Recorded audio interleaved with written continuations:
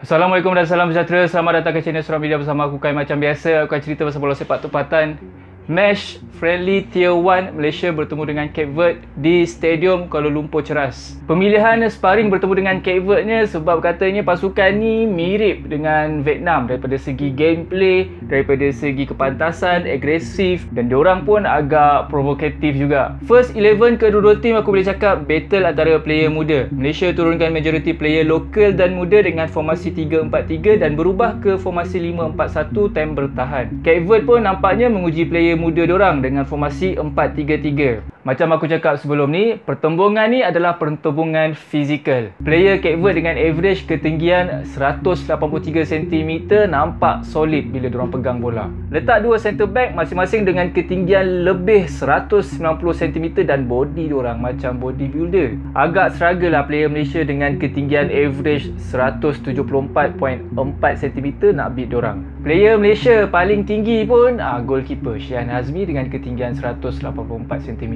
Tapi player Malaysia main dengan jiwa, dengan determination. Kalau hilang bola, diorang cepat-cepat recover, rampas bola tu balik.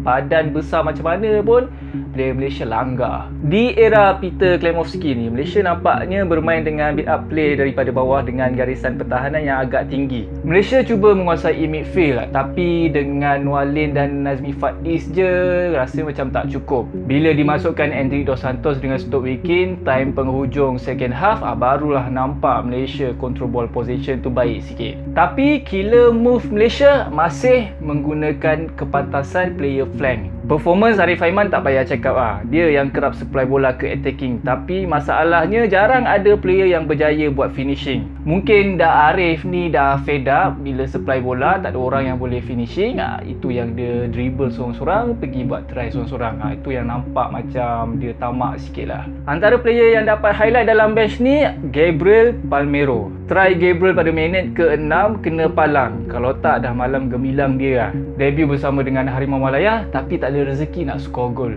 Kaki dominan Gabriel ni sebenarnya kaki kiri dan dia biasanya diletakkan di wingback kiri. Tapi dalam match ni dia nampak tak kekok walaupun diletakkan di wingback kanan. Overall performance consider mantap nyanyi negaraku pun lancar. Cuma di hujung-hujung match dia nampak pancit sikit. Nasib baik Coach Peter Klemovski keluarkan dia.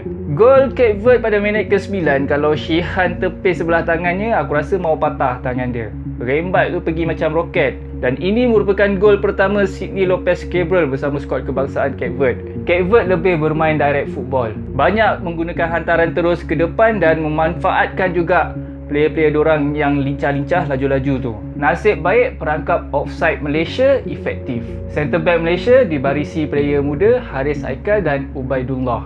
Memang ngam.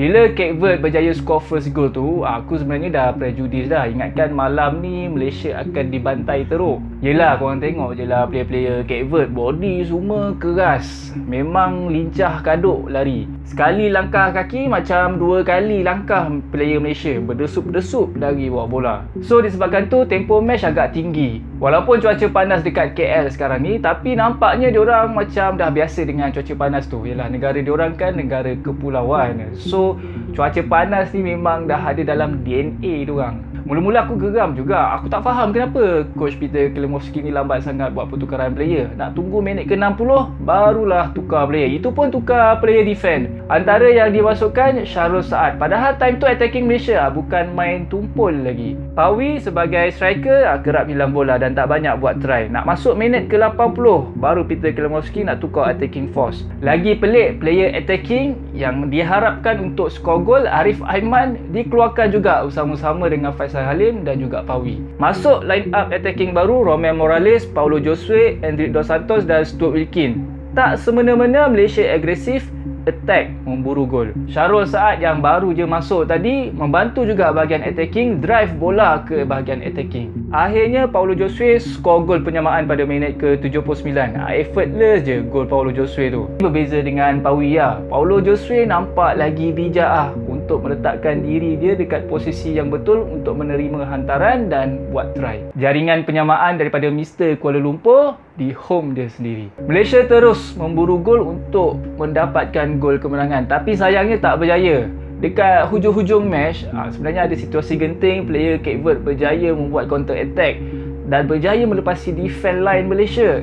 Tapi nasib baiklah, try diorang tak on target. Biasanya dalam match friendly, kita letakkan gameplay, pemahaman taktikal sebagai perkara utama, result nombor 2. Tapi dalam match kali ni, bagi aku Malaysia dah mencapai kedua-duanya. Nampaklah gameplay Malaysia tu tak adalah main tanpa hala tuju macam sebelum ni. Result pun positif, seri dengan pasukan di ranking ke-72 FIFA. Rasanya pening kepala juga Coach Peter Klemoski nak decide siapa yang akan diturunkan dalam match bertemu dengan Vietnam nanti. Sebab sekarang semua player nampak perform, terutamanya player defense. Kalau masalah pun mungkin masalah player di posisi attacking. Nanti dah tambah Dion Kuz dan Heto Hevel, rasanya ketar-ketir juga Vietnam tu. Overall bagi aku, match friendly Malaysia bertemu dengan Cape Verde ni lagi menarik lah untuk ditonton, lagi enjoy berbanding dengan match sarkas sehari sebelum match ni, ASEAN All-Star bertemu dengan Man U tu. Itu je untuk video kali ni. Kita jumpa lagi on the next video. Assalamualaikum dan salam sejahtera. Bye bye.